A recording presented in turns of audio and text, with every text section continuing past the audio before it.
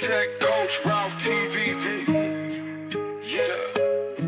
Yeah, men lying, women lying, numbers manipulate. Don't matter what no one say, I throw the stats away. No need for calculators, we already greater. No need to validate us, it's Tech Coach Ralph TV. Get up, it is Saturday morning. I've got to get my coffee cause I can't stop yawning. Get to watch my favorite show today. Men lie, women lie, numbers manipulate. Tech Coach Ralph and Mitch and Yakar, that's how it be.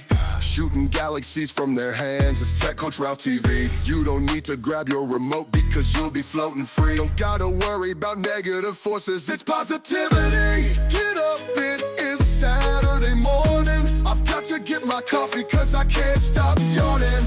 Get to watch my favorite show today. Men lie, women lie, numbers manipulate. Get up, it is Saturday morning. I've got to get my coffee cause I can't stop the yawning. But I get to watch my favorite show today. Men lie, women lie, numbers manipulate.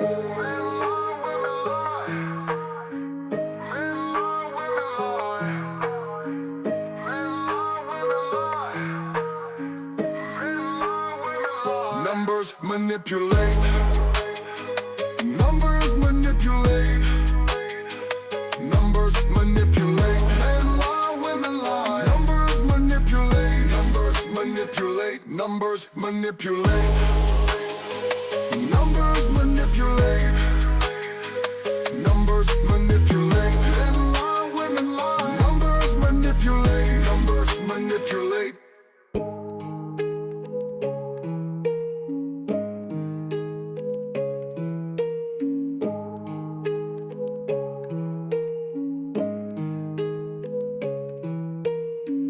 Tech Coach Ralph and Mitch and Yakar, that's how it be. Shooting galaxies from their hands, it's Tech Coach Ralph TV. You don't need to grab your remote because you'll be floating free. Don't gotta worry about negative forces, it's positivity. Tech Coach Ralph and Mitch and Yakar, that's how it be. Shooting galaxies from their hands, it's Tech Coach Ralph TV. You don't need to grab your remote because you'll be floating free. Don't gotta worry about negative forces, it's positivity. Get up, it is Saturday morning. I've got to get my coffee cause I can't stop yawning. Get to watch my favorite show today. Men lie, women lie, numbers manipulate. Yeah, number manipulate. Yeah, numbers manipulate. Yeah, numbers manipulate. Numbers manipulate.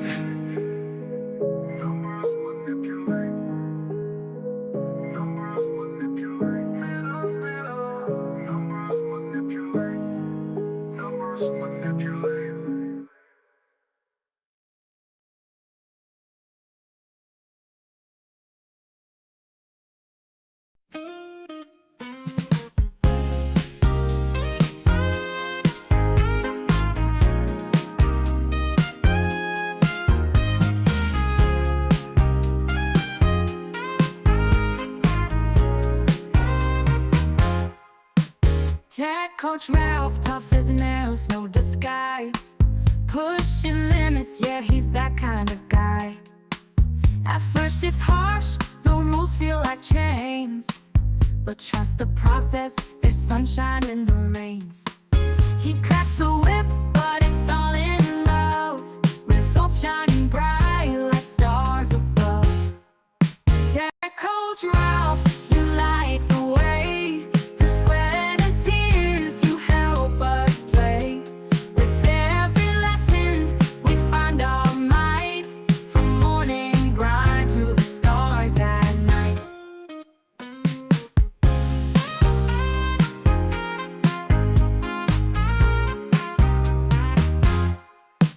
Days turn to weeks, skills sharp and fast. What once was a struggle now feels like a blast. Step by step, we rise and we glow. With Ralph in our corner, we're ready to show. Singing his praises, can't keep it inside. From hard ass to hero, he's our pride. Tech Coach Ralph, you light the way. Through sweat and tears, you help us play.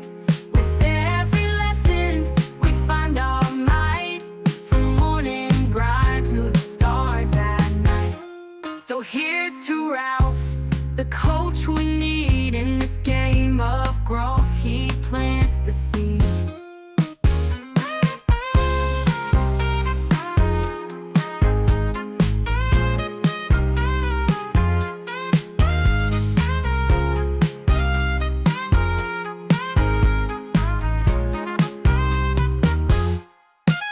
So here's to Ralph, the coach we need in this game of growth. He plants the seed.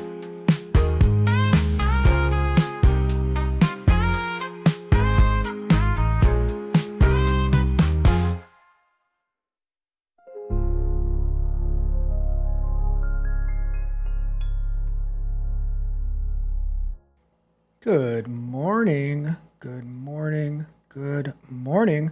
How is everyone doing today? I am Tech Coach Ralph. We are Engineering Twin. This is the Men Lie, Women Lie, Numbers Manipulate show. And this is where we review the weekly economic data. How does it come back to tech? How are we affected? Because guess what? Everything is connected. Everything is connected. It's all about the money, whether you're in tech, whether you're in healthcare, whether you're in a nonprofit, whatever it is. And when people tell you it's not about the money, it is all about the money at the end of the day. Because guess what? If you're in that nonprofit, you want to do well, you want to do nice and all that good stuff, right? You know, you want to be all sentimental and stuff, charitable. But guess what? If your nonprofit doesn't make any money, then there is absolutely nothing that you can do. Do not come. All right. So let's keep that in mind as we get going today. We have a lot to cover. We might not even get to everything today, but we're going to do what we can.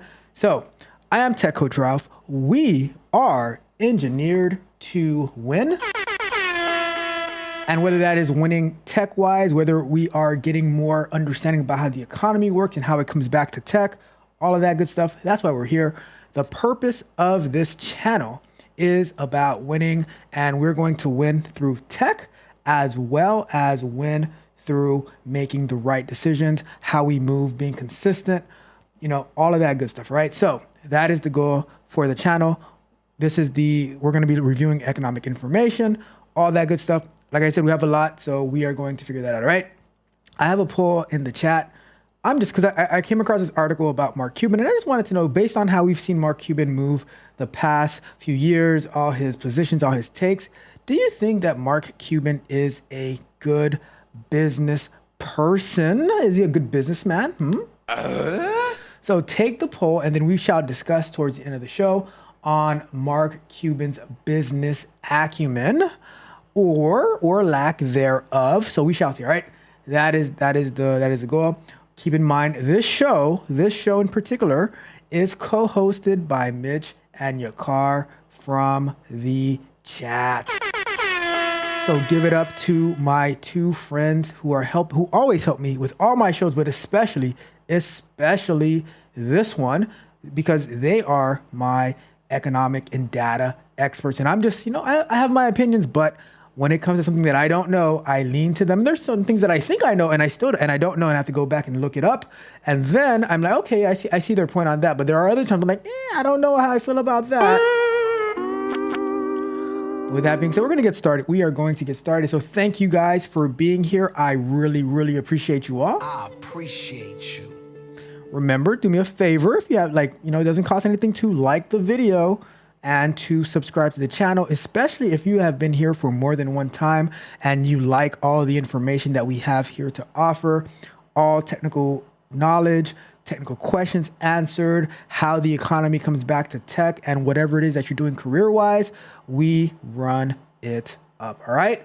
So with that being said, we are going to get started. But let me just say hello to my friends in the chat. We got the one, the only Mr. Technique in the building. Hey. And wait. He also says that he puts the tech in technique. Hashtag NDO. Mr. Steal your girl's password and give it to you in an anonymous message. what in the world is going on here? What in the world is going on?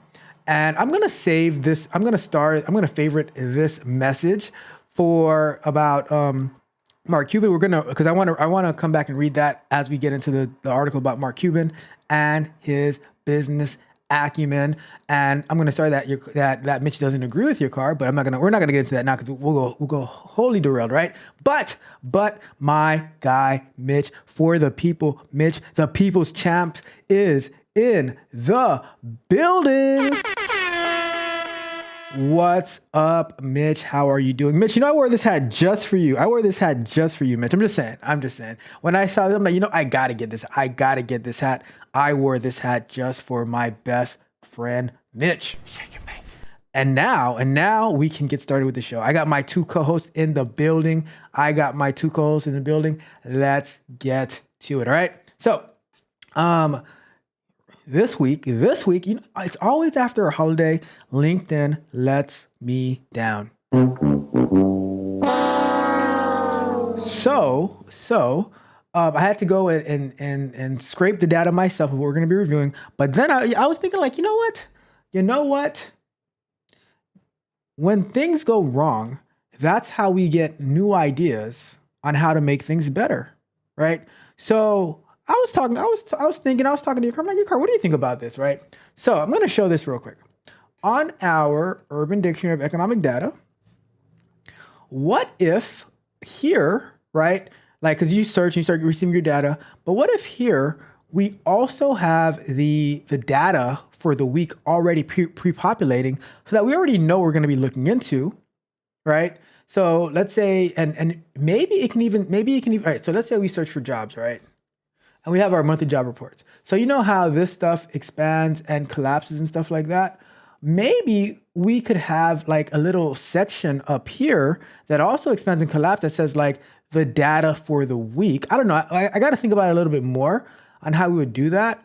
But I'm just thinking about like how we can have the data always flowing through implementing some APIs, things like that. I'm looking into it, but I think that'll be helpful because I'm telling you, LinkedIn has let us down in the past.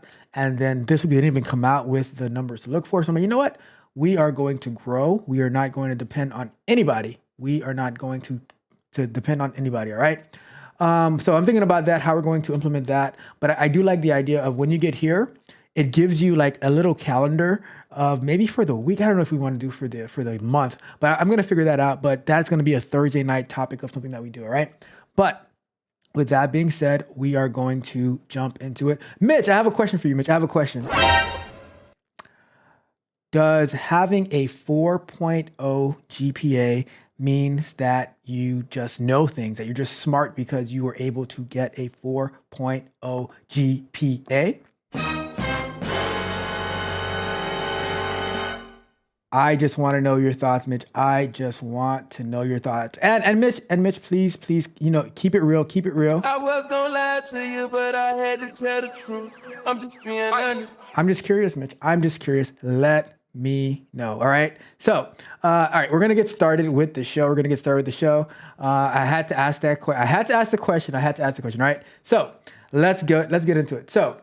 We have, and we're probably, like I said, we might not get through all of this because we have a lot of data points to go through, but we're gonna go as far as we can.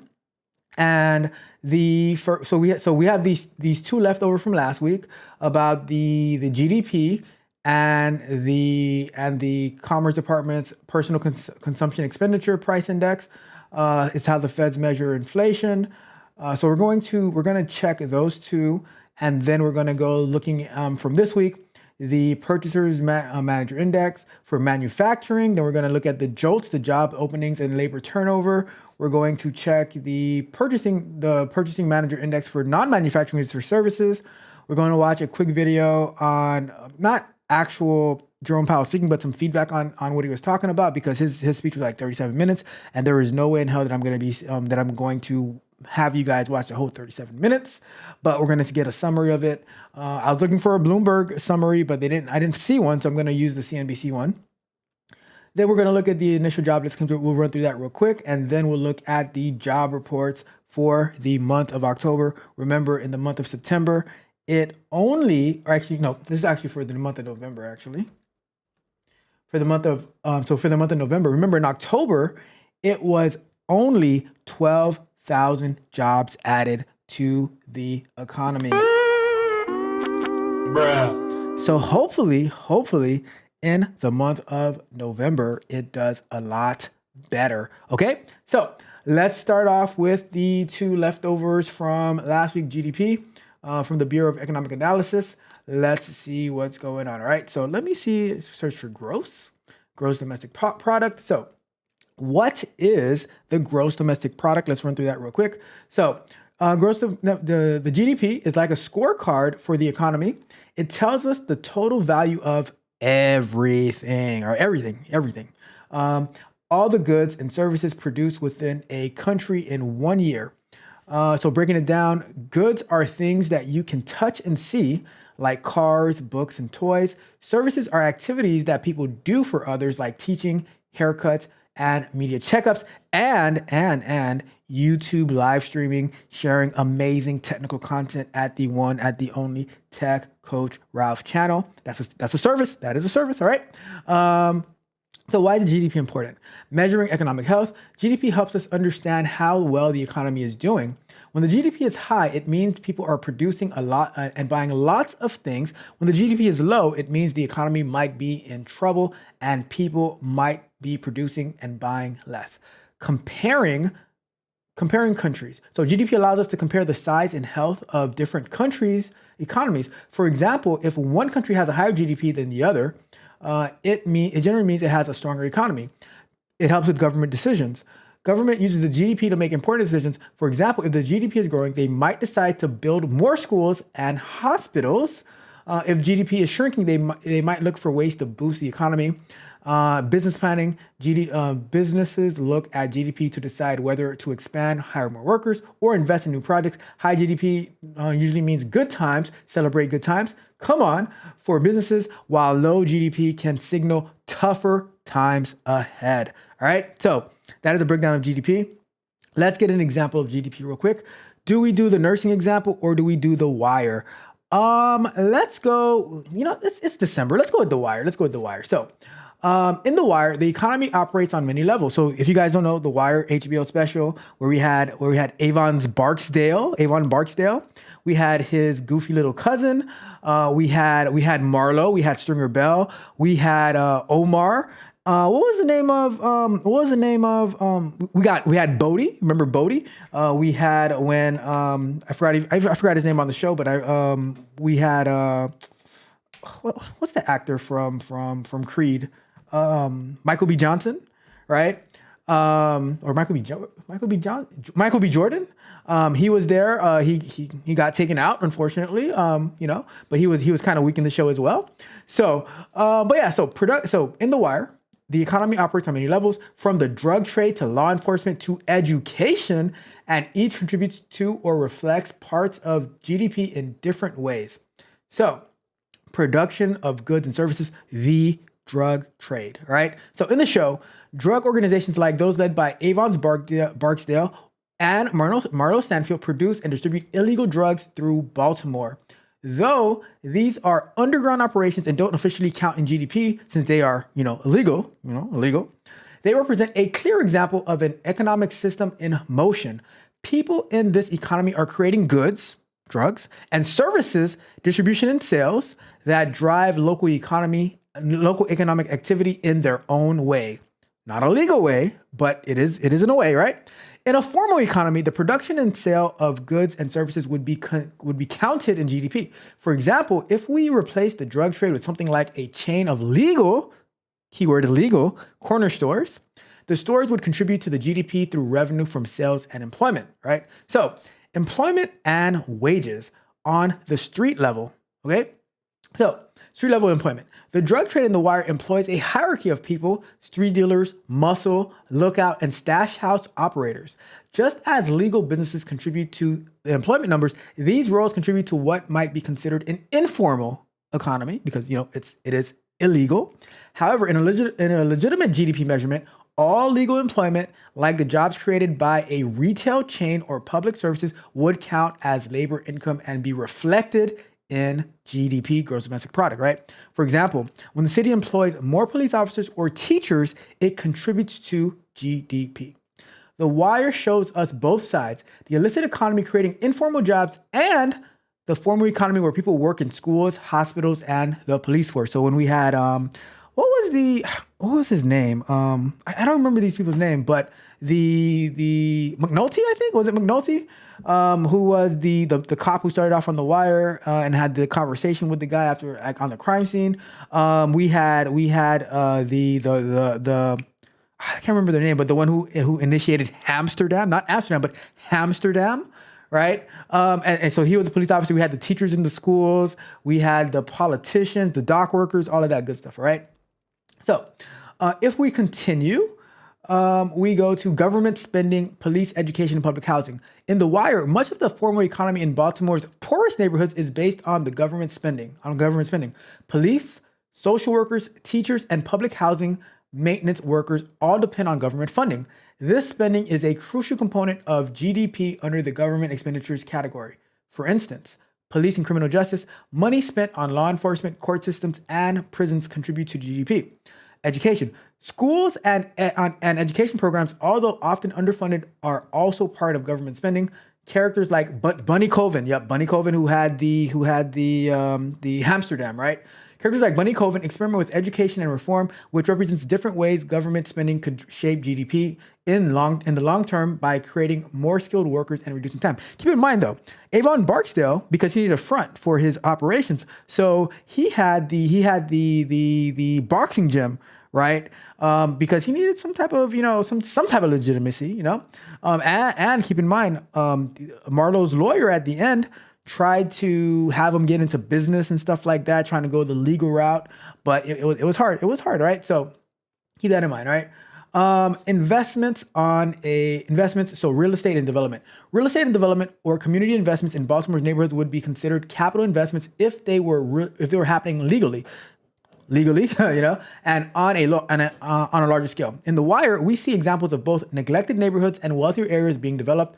When the city invests in infrastructure, housing, or public spaces, it raises property values and creates jobs, all of which would contribute to GDP.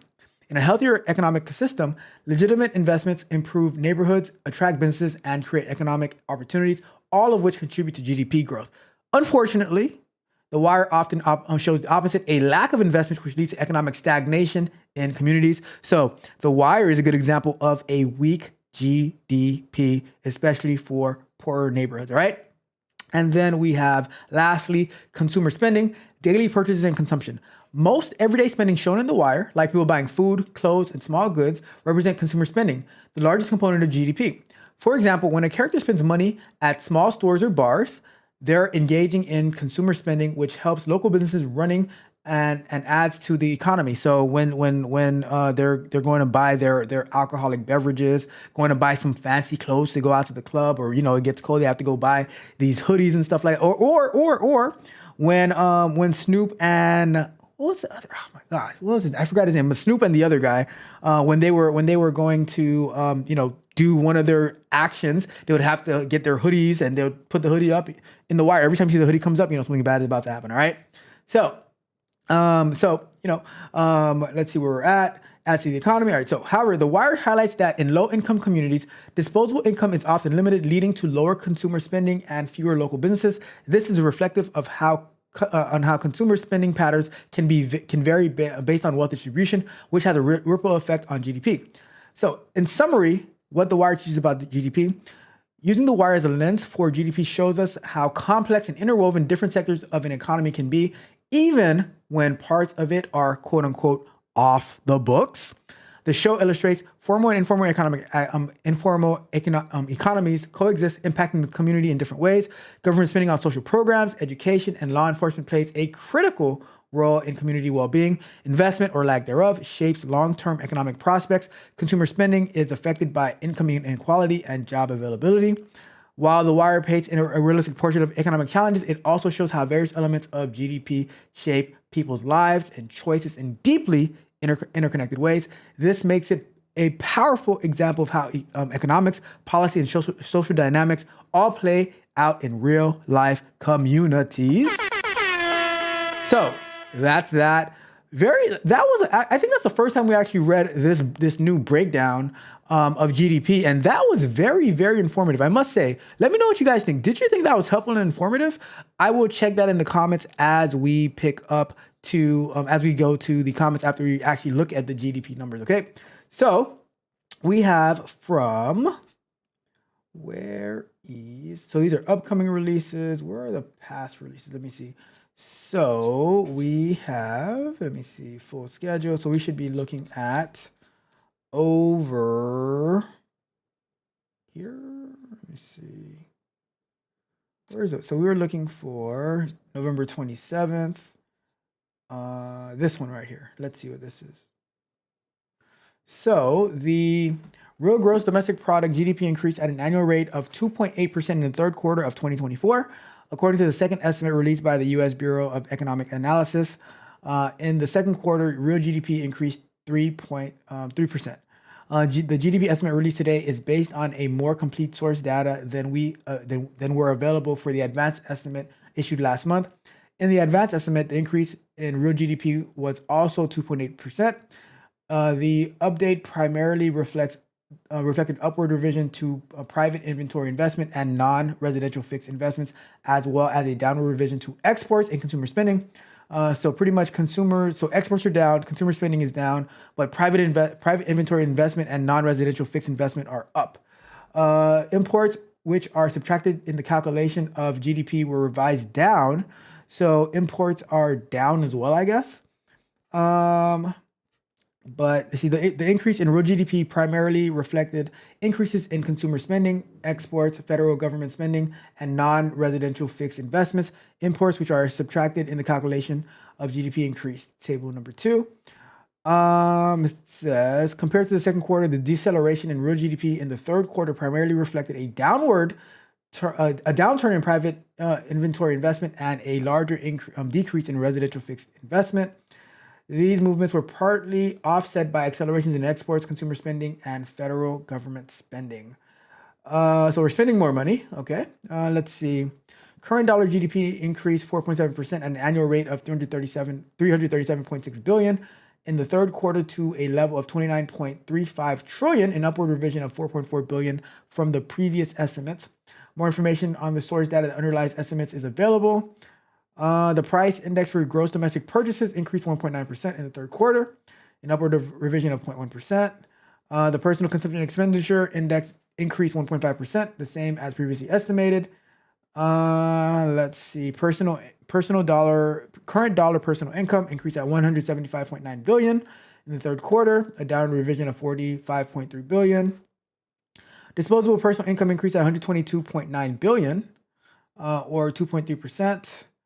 A down revision of 43.1 billion from the previous estimate. So disposable personal income went down from their previous estimate. Personal savings was 934.4 billion in the third quarter, a downward revision of 34 billion from the previous estimate. So that's down. Personal savings as a percentage of disposable income was 4.3% in the third quarter. Also downward revision of all those only 0.5 percentage points. Gross domestic income and corporate profits, real GDI increased 2.2% in the third quarter, compared with an increase of 2% revised in the second quarter. Profits from current production decreased. So profits decreased 10.2 billion in the third quarter, in contrast to an increase of 132.5 billion in the second quarter. So profits went down in the third quarter so far. Profits of domestic financial corporations decreased 2.6 billion in the third quarter, in contrast to an increase of 42.5 billion in the second quarter. So profits for domestic financial corps also went down, and profits for domestic non-financial corps increased 30.8 billion, compared to an increase of 108.8 billion. Rest of the world profits decreased 38.3 billion, compared with a decrease of 18.8 billion. In the third quarter, receipts decreased 52.5 billion and payments decreased 14.2 billion. Right. So that is our GDP numbers for the third quarter. So this is the the second estimate of gross domestic product reading for the third quarter, right? So that is that. We're going to go to full screen. I'm going to check the chat to see what is going on in there. Let me see. We got Yakar and Mitch, my two co-hosts, fighting already. I'm not even gonna say that. Let's see. You can't say that. I have all the data to back up my claims. We don't care. All right, let me see. Let's see. So Mitch says a 4.0 GPA does not mean anything. It depends on the person. That is true, right? Because there are some very, very smart C students, B students, A students, F students, D students. I don't think being able to get your homework turned in and get an A on your homework really determines how right or wrong that you are. And Mitch says you can have a 1.5 doesn't mean you're dumb. It just means you don't like school. I agree with that. Let's see. I'm not even gonna read that. Your car trying to start fights. Oh my god. All right. Let me see. Let me see. All right. Let me see. Where are we? Don't be a buddy. Oh my goodness. I'm calling Brian. The only thing is, Yakar, I think you spelled Brian's name wrong. I'm pretty sure you spelled Brian Bryan in this instance. You spelled it the other way. I'm pretty sure it's Bryan in this case. I'm just thinking. Let's see. Let's see. So when I was trying to figure out Michael B. Jordan's name, your car says Ralph combined a basketball star, a track star, and a movie star all in one. I was like, I know it starts with a J. All right. Let's see. Where are we at? Let's see. Says your car says that was a dope breakdown. That was amazing actually. Because I think that was the first time that I actually read it since I got it. And I'm like, wow, that broke it down very, very detailed on that's gonna be a good clip for next week on how how you can use the wire to understand GDP. And I think that that's gonna help people a lot. All right. So very, very cool.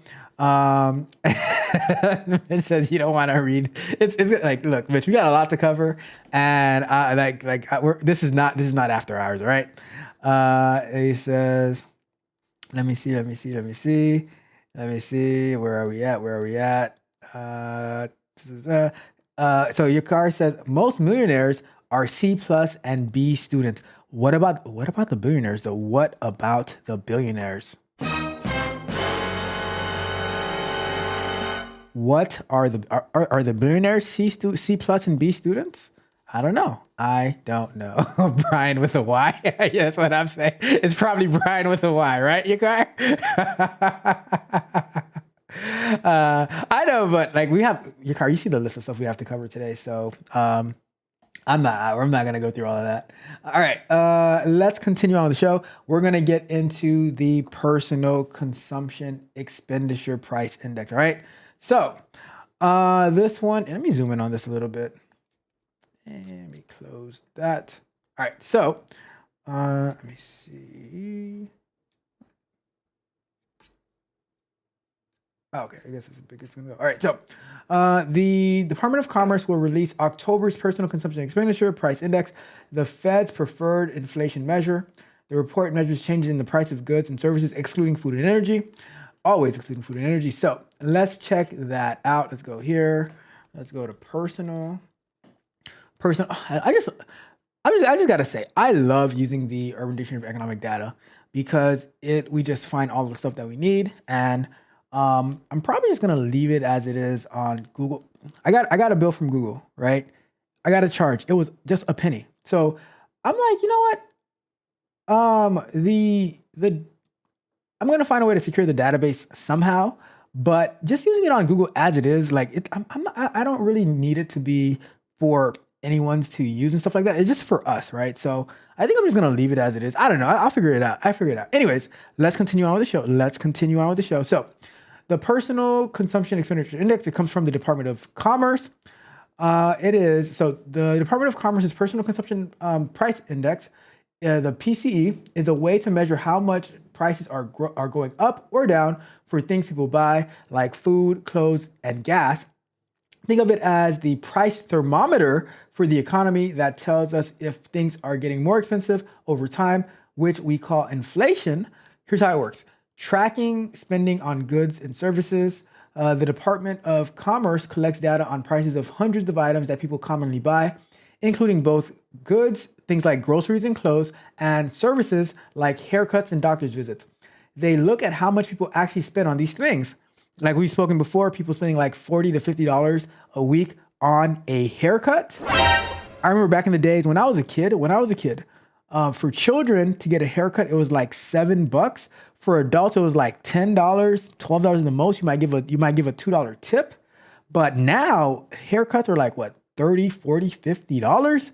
Jesus Christ. Bruh. I don't know. Every time I see haircuts, I start thinking about the back in the days, all right? They look at how much people actually spend on these things.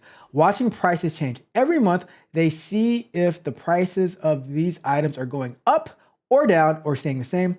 If the prices are rising, that means the cost of living is getting more expensive, which can make it harder for people to buy things they need.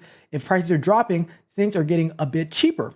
The core PCE index, sometimes they also look at special versions called the core PCE that leaves out prices of food and gas. But why the hell do they do that? Because food and gas prices can jump up and down a lot, get up and get down, jump around, making it harder to see the general trends. The core PCE gives a steadier look at price changes for other items, right?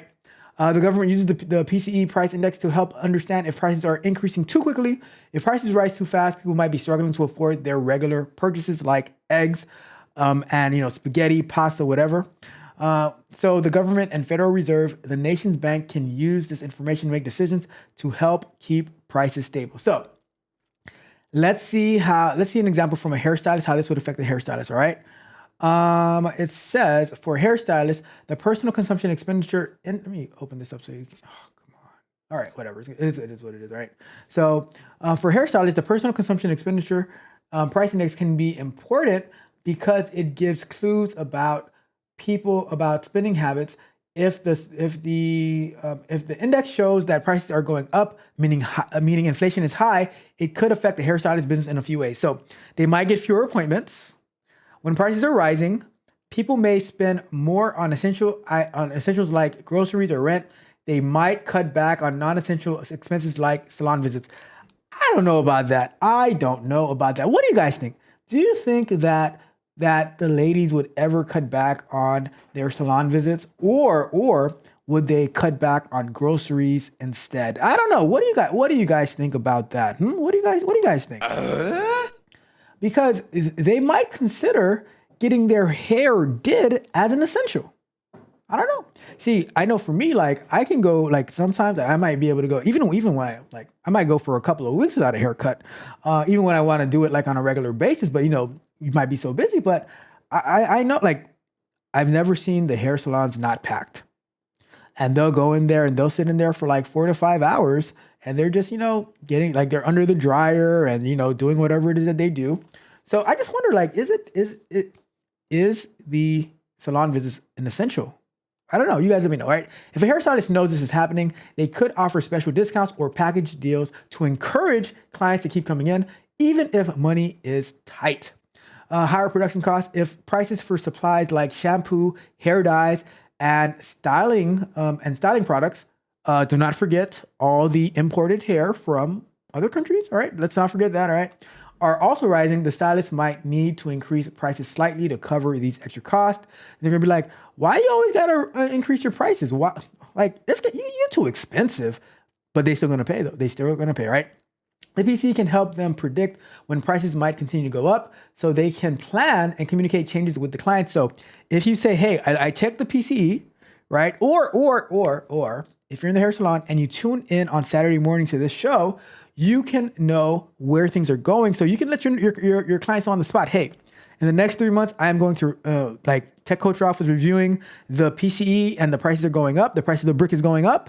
So your prices are going to be going up. So start saving, start working some overtime now so that you can pay me my money. All right. Pay me my money. All right. So, it says, all right. So, and then lastly, adjusting services to meet demand. If clients are looking to save money, a stylist might start offering more budget-friendly options like quick trims or basic styles instead of full coloring treatment. This allows clients to still get some services even if they can't afford the more expensive ones. So the PC helps the stylist make smart choices about pricing, promotion, and services to adapt to clients' needs when prices are rising and money might be tight. All right, so that, my friends, is what the PCE is, with an example on how the PCE could help, or not necessarily hurt, but how it can benefit the hairstylist to know the details about the PCE. All right. With that being said, we're going to jump over to the PCE now. So October, let me see, where are we at? The current release from November would be giving us October. So it is personal incomes. It was released on November 27th. Personal income increased $147.4 billion. According to an estimate released today by the U.S. Bureau of Economic Analysis. Disposable personal income, which is personal income minus personal current taxes, increased $144.1 billion, and personal consumption expenditure increased $72.3 billion. The PC price index increased 0.2% in October. Excluding food and energy, the core PCE price index increased 0.3%. Real personal disposable income increased 0.4%, and real personal consumption, PCE, increased 0.1%. Goods increased less than 0.1%, and services increased 0.2%. So services got more expensive, but both of them got a little bit more, but not as much for the goods as it was for the services. All right. Let me see. Anything else in here? The increase in the current dollar personal income in October primarily reflected increases in compensation, personal income receipts on assets, and personal current transfer receipts. The $72.3 billion increase in current dollar PCE. PCE in October reflected an increase of $74.7 billion in spending for services and a decrease of $2.3 billion in spending for goods. Within services, the largest contributors for the increase were healthcare, led by hospitals and housing. Within goods, the largest contributor to the decrease was spending for gasoline and other energies goods, led by gasoline and motor fuel. Detailed information. All right, we've got that. Personal outlays, the sum of PCE, personal interest payments, and personal current transfer payments increased $69.8 billion in October. Personal savings was $962.7 billion in October, and personal savings rate, the personal savings as a percentage of disposable personal income, was 4.4%. The preceding month PCE price index for October increased 0.2%. Very minimal changes, to be honest. The same month 1 year ago, PCE price index for October increased 2.3%. Price for goods decreased 1%, and prices for services increased 3.9%. All right, let me see. Anything else in here? I think that's it. All right, so that's it. That is it for the PCE. So it didn't really move too much. So if you're listening to this in the salon, you're listening to with all your clients, I don't think from what we're seeing right now that your prices of goods, so your prices for hair, the hair dyes, all that stuff, they might not be going up really much. However, your hairstylist might start charging you more. So keep that in mind, right? It is possible they might start charging you more. So just letting you know now, all right? Let's go back to full screen and let's take a look at the chat before we go on to our next one.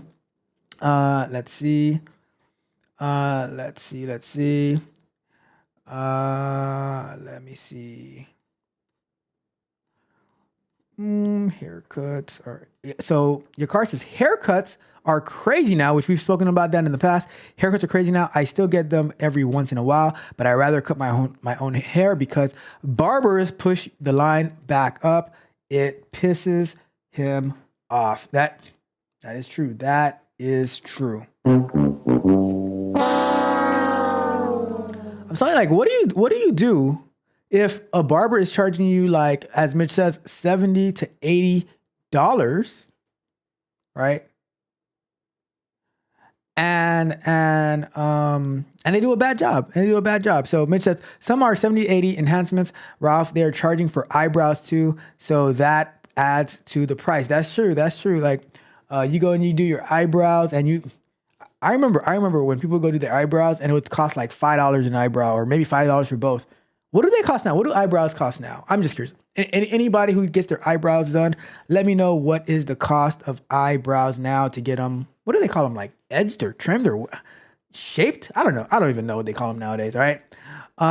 Haircut is a need, not a want. But Mitch, although it is a need, some people do it themselves, like your car says. Some people do it themselves, as your car says. Have you seen those mirrors that show you all the sides in the back of your head? For me, I have trouble like aligning like what side is which, and it's bad. It is bad. That's why I do not do it personally myself. And since they will start to do their own hair, that's why they wear wigs. That way they don't get it done every 2 weeks. Well, your car, I'm sure you know that wigs can cost $500, $600, $700, $800, right? So although they might get that wig, it's pretty costly as well. It is pretty costly as well, from what I've heard. All right. It says they are definitely not cutting back on the salon. They will have one of their sponsors give them money for the groceries or whatever, but it comes with a price. Wow. Wowzers, Mitch. Wowzers. You know what, Mitch? You get one of these, Mitch. I was gonna lie to you, but I had to tell the truth. I'm just being honest. Says your car says the hair salon has the same 5 women in it for 10 hours. That's why they are packed, and they're probably paying like $300 to $500 for those 10 hours of time. And for the most part, a lot of them are just sitting under the dryer, doing whatever it is that they do. So it is what it is. It is what it is. Your car's mean. Your car says, most women can't afford to be honest. They are broke for real. Look at all these oh my goodness. Walking around with bad edges. Kevin Samuel said, winter time is coming. He said, winter is coming. That the views expressed by your car are the views of your car alone.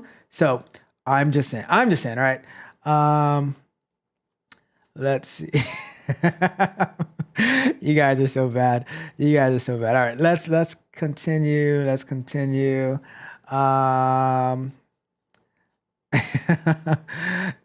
Says Rob, we took a U-turn. The show took a big U-turn. We took a big U-turn. All right.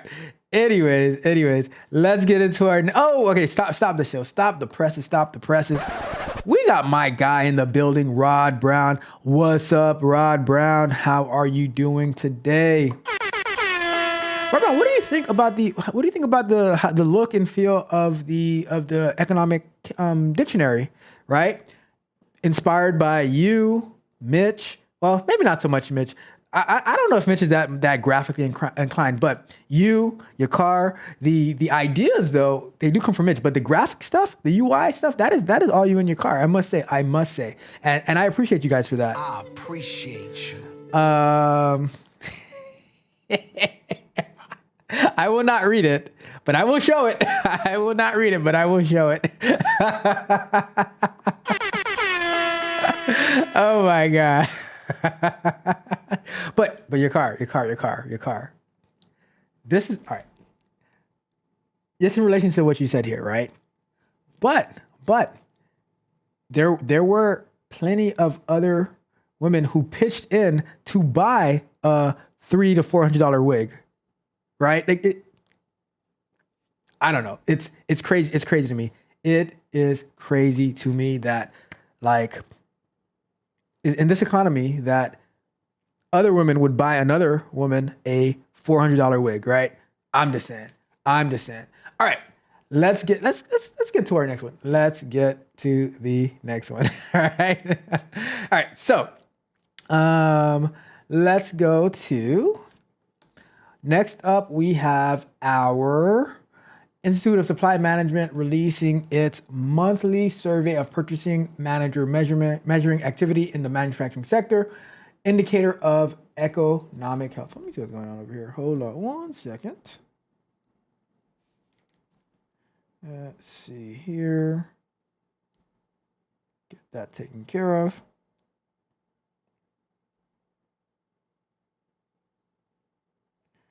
All right, cool. So let's continue. Let's go to over here. So to our dictionary, we're gonna type in purchasing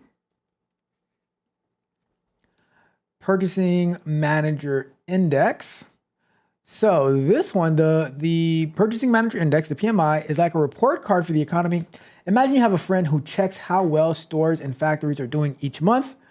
They ask questions like, are you making more or fewer things this month? Are prices going up or down, right? Based on the answers, they give a score between 0 and 100. If the score is above 50, it means the economy is growing. It's like getting a good grade. If the score is below 50, it means the economy might be slowing down, like getting a lower grade. So it's like getting a 4.0 GPA or getting a 2.0, a 1.0, who knows? So the PMI helps people understand if the economy is doing well or not. A quick example of using a online retailer or clothing store owner. Imagine you run an online clothing store.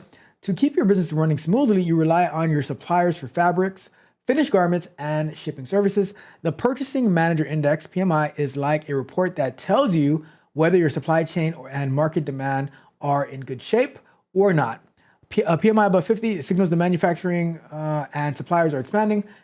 It's as if your clothing supplier are telling you we have plenty of raw material, labor, and confidence in demand. So production is increasing. For your business, this means you can likely order stock without worrying about delays or shortages. This might also suggest a strong economy, meaning customers are more likely to spend money on clothes. But if the PMI is below 50, when the PMI drops below 50, it's like a warning that your suppliers may face difficulties, maybe fewer materials available, factories slowing down, or shipping delays. For your online store, this could mean delays in getting new inventory or even higher costs for clothing you might sell. It might also indicate that consumer demand is slowing, so people might cut back on clothing purchases, making it harder for you to move in inventory, right? How does the PMI help you? Stocking strategy. If the PMI is rising above 50, it might be a good time to stock up on inventory since your supply chain is strong and demand could be high. Cost management. When the PMI is low, you might expect longer lead times or higher costs due to supply constraints, which means you should be cautious about over ordering. It might also cause you to increase your prices. Market and strategy. A higher PMI could encourage you to invest in marketing because the economy and demand are strong, while a lower PMI might make you focus on discounts and clearing inventory to maintain cash flow. In this way, the PMI gives you a heads up on how well your supply chain is functioning and whether consumer demand will rise or fall, helping you make informed decisions about inventory and pricing and market strategies for your clothing business. All right? So let's jump into what we're actually talking about now. So what was the PMI? Let's go to report on business, manufacturing PMI. Let's view the report. And we agree. And it says that manufacturing PMI is at 48.4%, which is below our 50 indicator, which it's on the downside, right? However, we'll see. Let's see if it went up from the previous month, but it is still below 50, right? It is still below 50. So let's see what is going on. Let's see. All right. So new orders growing and backlogs contracting, production and employment contracting, supplier deliveries faster, raw materials inventory contracting, Customer inventory is too low. Prices increasing, exports and imports contracting. So from Tempe, Arizona, economic activity in the manufacturing sector contracted in November for the 8th consecutive month and the 24th time in the last 25 months. The report issued today by Timothy R. Fuhr, a CPSM and a CPM chair of the Institute of Supply Management Manufacturing Business Survey. The manufacturing PMI registered a 48.4% in November, 1.9 percentage points higher compared to the 46.5 percentage points recorded in October. So it went up, which is good. A manufacturing PMI above 42.5% over a long period of time generally indicates an expansion of the overall economy. So it's expanding, but it's still below the 50, right? So the overall economy continued in expansion for the 55th month after 1 month of contraction in April of 2020. The new orders index returned to expansion a bit weekly after a 7-month of contraction, registering 50.4%, 3.3 percentage points higher than October's figures of 46.2%. The price index continued in expansion or increasing territory, registering 50.3%, down 4.5 percentage points compared to the reading of 54.8% in October. The backlog of orders index registered 41.8%, down 0.5 percentage points compared to the 42.3 percentage points registered in October. The employment index registered 48.1%, up 3.7 percentage points from October's figure of 44.4%. Suppliers index indicated faster deliveries, 48.7%, 2.3 percentage points lower than the 52% recorded in October. However, the supplier deliveries is the inverse one. So a reading above 50% indicates slower deliveries. So this is actually good. This is actually good. That means that we're getting faster deliveries in November than we did in October, right? So that's good. Let's see. The inventories index registered 48.1%, up 5.5 percentage points compared to October's of 42.6%. New export orders index reading of 48.7%, which is 3.2 percentage points higher than the 45.5. So it looks like we're doing better than October, but we're still under that 50 mark that we want to reach. Fuhr continues, U.S. manufacturing activity contracted again in November, but at a slower rate compared to last month. Demand continues to be weak, but maybe moderating. Output declined again, and input stayed accommodative. Positive signs for demand include the new orders index returning to expansion territory, and new exports index increased moderately, 3.2%, but still in contraction territory.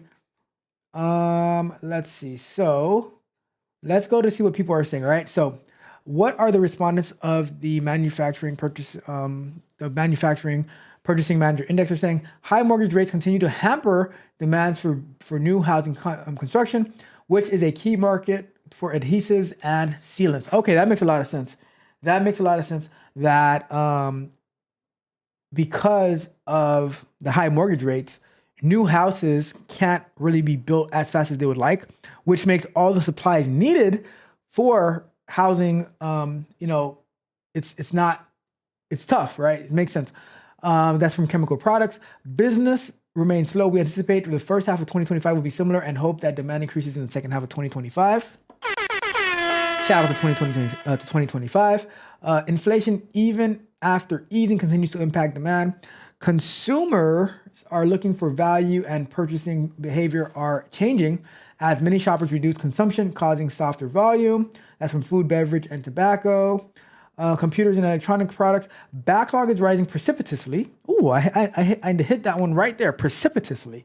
All right. After 18 months of trolling, the long-awaited pent-up buying has started. Competition for qualified technical labor is a constraint on operational throughput. So the key word for the computer and electronic products, right, is qualified technical labor. So just because you went to that 3-week boot camp does not mean that you are qualified, all right? So the competition is tough. So you better step your game up. Right? The general construction slowdown in the fourth quarter has created a surplus of finished goods, creating the need for an extra 2 weeks of shutdown over the Christmas holiday period. We are carefully watching demand in the first quarter to determine if more permanent workforce reductions will be necessary. Let's see. Let me see anything else that stands out. Miscellaneous manufacturing. Late to the game, we are now working on our buying plan in light of potential increased tariffs on imports from China. Cost and capacity of U.S. manufacturing is a concern. A lack of relationship with alternative low-cost international manufacturers is another. Well, you better get your relationships up. Get your relationships up. Like, why do we always have to depend on one source, right? We need to be dynamic. See, like, all right, why aren't your international suppliers negotiating with you, competing with one another, right? Competition is always key. And lastly, after the election, we have seen an uptick in customers wanting to come back to the U.S. for making their products. Let's go. Let's get it. Let's get it. We are working through these inquiries. They seem very motivated. And there we have it. That is our PMI report. All right. So that's that. Let me see. Let me check the chat, and we're gonna keep going to see if anything stands out. Says what? They have Groupon. They group. That is so bad, Yakar. That is so bad. They Groupon. I heard Yakar. You heard Yakar. He's like, oh, like, let me help you.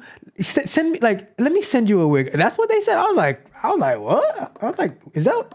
I think I have way bigger problems than that. I think I have way. I don't know. They putting wigs. They are your car. They're putting wigs on the car now. I was shocked. I was appalled. Look, I'm appalled. All right. Let's continue. Your car says 20% interest over 6 months, $500. So let's say 100 in interest monthly. 100 times 6 months equals interest of 600 plus $500 principal. 1,100 is crazy. Women are crazy if they do this. Bruh. I think anybody's crazy who does that. I wouldn't even, like, even if you were doing it for something different, like, let's say, what if you're a guy and do it for a PS5, right? Like, that's still crazy. That is still crazy. That is still crazy. Do not come. Mitch says people in general, I think, do that. I think that's what I was just saying. They don't really care at the moment. I never did it, but I do understand people that do. What? All right. Let me just get some clarification on when you say I understand that. I understand, but I do understand people that do. You understand that the why that they do it, or do you understand that, like, you understand that people actually do it, but you disagree with them doing it, or do you understand the why that they do it? Because if you understand the why, then Mitch, I got a bridge to sell you in I don't know, where bridges don't exist. I don't know, whatever. I have a beachfront property to sell you in some middle of the country place. All right. Let's go to.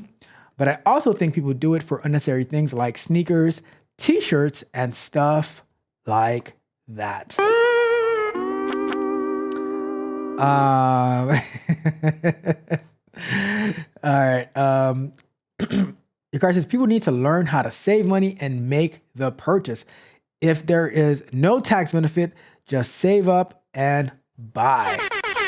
And that's why Missing Your Car, the co-host of the show, because they are always dropping these valuable gems and nuggets of gold in the chat. So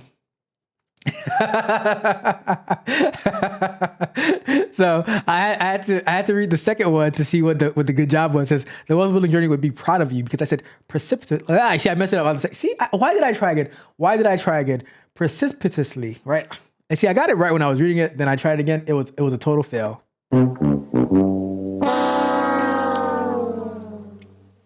And Mitch says, sounds good, but most people won't. Guess what? Why should we care? That's my question. Why should we care what most people will or won't do? You know, your car agrees. I agree too. I agree. Most people won't. But guess what? Guess what? I don't care. I don't care. And I want to know how, like, I understand why. Okay, tell me, why do they do it? Why do they do it? Why do most people do it, Mitch? Let me know. That's what I want to know from you. And that's why I love this show, because we get to have these conversations, right? And Mitch says, says, Ralph, shut up. A PS5, are people that broke they can't save $600 to $700? That's crazy to me. I'm pretty sure that it happens. I'm sure it happens. Says Ralph, your boy Atta was talking to this guy and said, why you acting like you for the people when you far removed from the view? I saw that. No lie. I thought about you. I thought about you when he said that. I'm like, he talking about Mitch. I'm like, he's talking about Mitch right now. All right, let's move on to the next one. Yakar, I'm sure you thought about the same thing. I'm sure you thought about the same thing when he's like, oh, he's talking about Mitch. All right, let's continue on with the show. I do want to get save about like 10 minutes so we can go over the Mark Cuban article, but we got that one done. So the JOLTS report, I think we have 1, 2, 3, 4, 5 things left. All right, so we will probably, with 20 minutes left, we'll probably stop at maybe these two. Or maybe I'll do this one, and then we'll leave this one for next week. We don't really need to get through the job list to this one. I'll take a quick look at the numbers, but we're not going to go through all that this week. All right. All right. So let's do that. Let's go to the JOLTS number, because the JOLTS is pretty good. The JOLTS is pretty good, right? So let's go to jobs, labor turnover. All right. So the JOLTS opening, or the jobs opening and labor turnover survey, or JOLTS, is a report that gives us important information about jobs in the United States. It's like a big checkup to see how the job market is doing. This survey is done by the government. JOLTS looks at three main things: the job openings, the hires, and separations. And so the job openings, how many jobs are available? It's like counting how many help wanted signs that you see. When there are a lot of job openings, it means companies need more workers. Hires, this is how many people got hired for jobs. It's like counting how many people start new jobs last month. Separations, this is how many people left their job. This can happen in 3 ways: quits, layoffs, and discharges, and other separations. Quits, people who leave the job on their own. Layoffs is when they get fired, or they say like, there's not enough work for you, so you got to go. Separations is when people leave on their own volition, whether they're retiring or something. Why JOLTS is important: the JOLTS reports helps us understand the job market better. It tells us about the job openings. So this is like the same thing. If there's a lot of job openings, it means companies are growing and need more workers. Usually that's a good sign for the economy. If for hires, how many people are getting hired, it means there's a lot of opportunities for work. If a lot of people are getting hired. Separations, if a lot of people are quitting, they might be finding better jobs. But if there are layoffs, it means the companies might be having trouble. So when we have these mass layoffs across multiple companies, across multiple industries, that could be bad. What does it all mean? High job openings and high hires, the job market is strong. Companies are hiring a lot. High job openings and low hires, companies want to hire, but they cannot find the right people, because after 6 weeks, you are not qualified for the jobs that you're applying for. If you go to a class for 6 weeks, and then you go apply for a job for $150,000, and they're like, do not come. It is what it is, all right? You might want to start a little bit lower, maybe about $100,000 lower. I'm just saying, right? It says high quits. People are confident they can find new jobs or better jobs, or some people are very emotional and they just make bad decisions in their life. So they just think, I'm not happy that I have to work this Sunday. I quit, right? High layoffs. There might be problems in the economy or specific industries. And in summary, the JOLTS report is like a big market health check. It tells us how many jobs are available, how many people are getting hired, and how many people are leaving their jobs. This helps everyone understand how the job market and economy are doing, all right? So a quick example, let's say we have a software engineer. Imagine you're part of a DevOps team managing software releases. Your job is to keep track of how many bugs, job openings. I hate this. You know what? I'm not even gonna read this example because I hate this. I hate this example. I'm not even gonna read it. I'm gonna come up with let me add that. Let's add that to our Trello board. Where's my Trello? Because I hate that example. That example absolutely sucks. That example sucks, all right? Do not come. Let me go to, we're gonna go here. I'm gonna add a to-do, update the example of the JOLTS report. The software engineering example sucks. Is that enough exclamation points? I think so. All right, there we go. All right, so let's just jump into the report because I really hate that example. I'm not even gonna read it. All right, let me add the www because I'm gonna have to fix that. All right, so the job openings and labor turnover. Let's see. All right, let me zoom in on this a little bit. So the released on December 3rd, the number of job openings was little change at 7.7 million on the last business day of October. The U.S. Bureau of Labor Statistics reported today, over the month, hires changed little at 5.3 million. The number of total separations was little change at 5.3 million. Separations with quits 3.3, increase, but layoffs and discharges 1.6 million changed little. This release includes estimates of the number and rate of job openings, hires, and separations for the total non-farm sector by industry and by establishment size. So job openings 7.7. So 7.7 million jobs openings. All right. So the number of job openings was little changed on the. All right, we read that but was down by 941,000 over the year. The job openings rate at 4.6% changed little month over month. The number of job openings increased in professional and business services at 209,000, accommodation and food service at 162,000, information at 87,000, and decreased in the federal government at negative 26,000. That reminds me. All right, so while we're here talking about the decrease in federal government, right? There are a lot of government employees, right? Now, here's a question.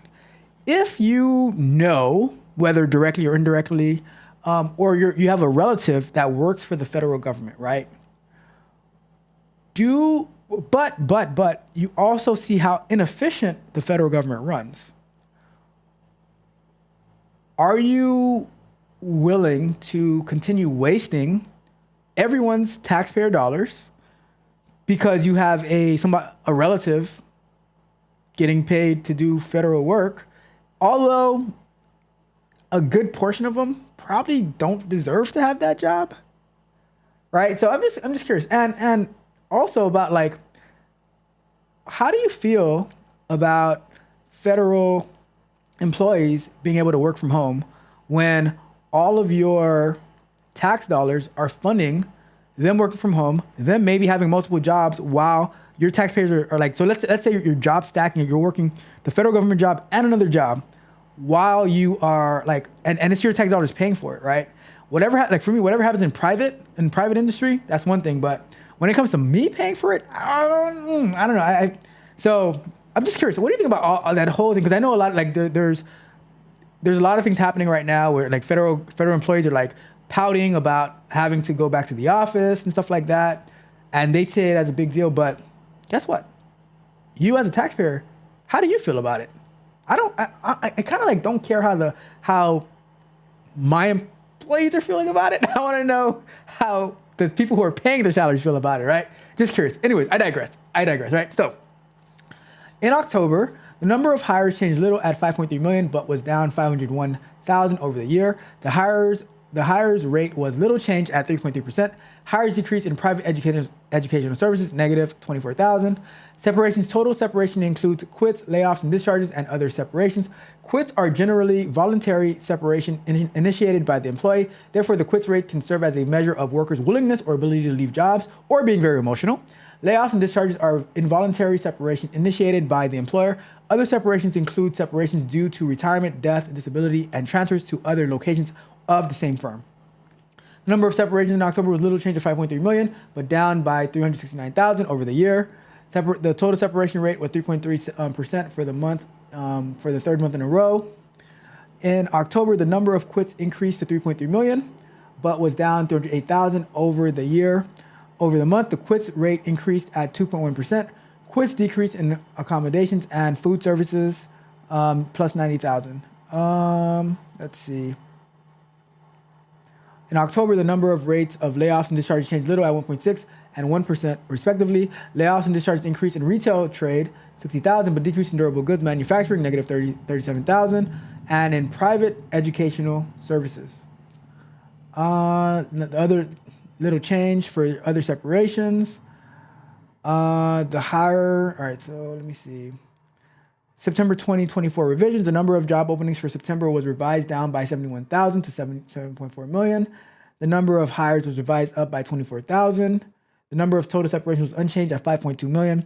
Within separations, the number of quits was revised up by 27,000 to 3.1 million, and the number of layoffs and discharge revised down by 31,000 to 1.8 million. All right, so that is our JOLTS number. Good information. Not much change from last month. Pretty much steady. There's a bigger decrease like throughout the year, but it is what it is. It is what it is. Let's get to full screen. All right. All right. So I think we're gonna. Let me see what we have in the chat, and then we'll figure that out. Right. Let's see. Yakar said no about the. So I think was that Yakar? Was that no about if you have like some people that you know, relatives, whatever, they work for the federal government, but you also want to see the like less government spending. So you're like, I would rather see less government spending, even if I am personally connected to somebody who works for the government. Is that like, because I'm kind of with you on that, if that's what you're saying, right? Because I'm not for federal employment stacking, and I'm not for stacking in general anymore. It's not going to last, and you are not doing the best you could do at any of the jobs because you are spread too thin. That is a very, very good take. That is a very, very good take, Yakar. Very interesting, because a lot of times, to summarize Yakar's chat, he's basically saying to you, congratulations, you played yourself. Because it's also skewing the job market, because if one person is working 3 jobs, then it looks like it's 3 jobs filled by 3 different people. That is a good point as well. That is a good point. Mrs. I think 2 is fine, but federal jobs, I'm not sure if they're allowed to job stack. I could be wrong. They might not be allowed to, but they might be doing it anyways. And that's probably what, like, the big push on, not being in the office. I don't know. I really don't know about this whole working from home thing as federal employees. So I see both sides, but I am leaning towards more of one side than the other. That also stops more new hires, and it makes it hard for the next person to get into a company. That's a good point. That is a good point. It says, but why? So Mitch says, but why is it okay if I have 2 jobs, I work Target in the day and Walmart at night? People are okay with that, but not okay with 2 high-paying jobs. Out of here. I'm actually okay with that, Mitch, with what you're saying. I'm okay with that. If you're working 2 high-paying jobs, 1 in the day and 1 at night, I'm with you. If you can get it, then I'm with you. My problem is if you're working 2 high-paying jobs simultaneously. If you're working them consecutively, that's a different story. But if you're working them simultaneously, then Houston, we have a problem. All right, so that's how I see it. I see there. So your car says that's not stacking. That's not stacking. Stacking means that at the same time you are working 1 shift at a time, is what you're saying. Mitch says, I feel like if you have a plan to job stack, then leave. It's fine. Some people do it for a few months or a year. It would be like you stocking Walmart and Target shelves at the same time. It's a good point. It says you can't do it, so your analogy isn't the same. That's a very good point. +1 for your car. Well, some people do one in the day and one at night. And your card says that is not job stacking, right? That's not job stacking. It says, all right, we have 10 minutes. So we're going to roll over. Hopefully we don't have like, it's not tons of stuff next week. But so if we roll over 1, 2, 3, 4, this one, I'll take a quick look at this one, right? Let's just take it because we're pretty much familiar with the weekly jobless claims one. So I'm not gonna go through the whole thing. I just want to see what the number is though. The number is 224,000, an increase of 9,000 from the previous week's revised levels.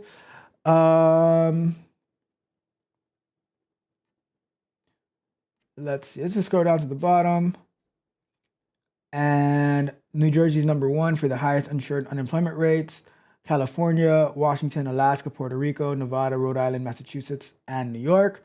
And the largest increase in initial claims for the previous week, California, Illinois, Pennsylvania, Georgia, and Michigan. While the largest decreases were New Jersey. Shout out to New Jersey. Delaware, Hawaii, Virginia, and West Virginia. All right. So that's that. So let's go back over here. Let's check this one off. So the next week we'll take a look at the job reports to see what. Actually no, this is a good number to look at right now.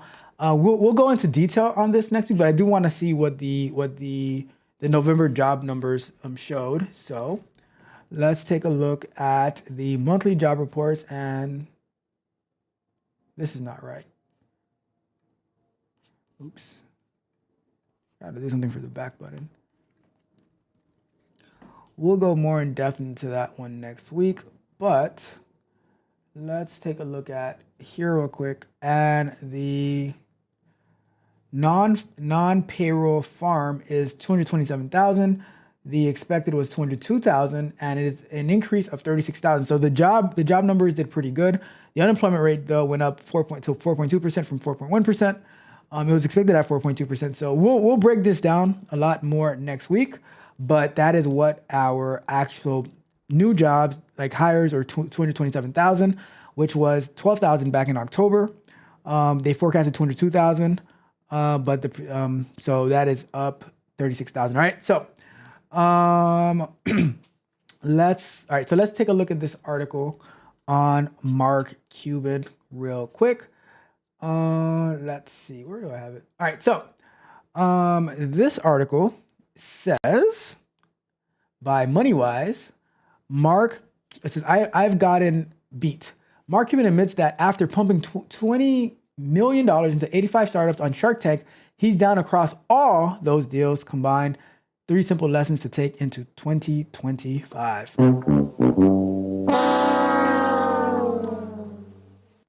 And it says Mark Cuban became a billionaire by starting and selling multiple businesses. However, he gained fame by appearing on the hit TV show Shark Tank on ABC.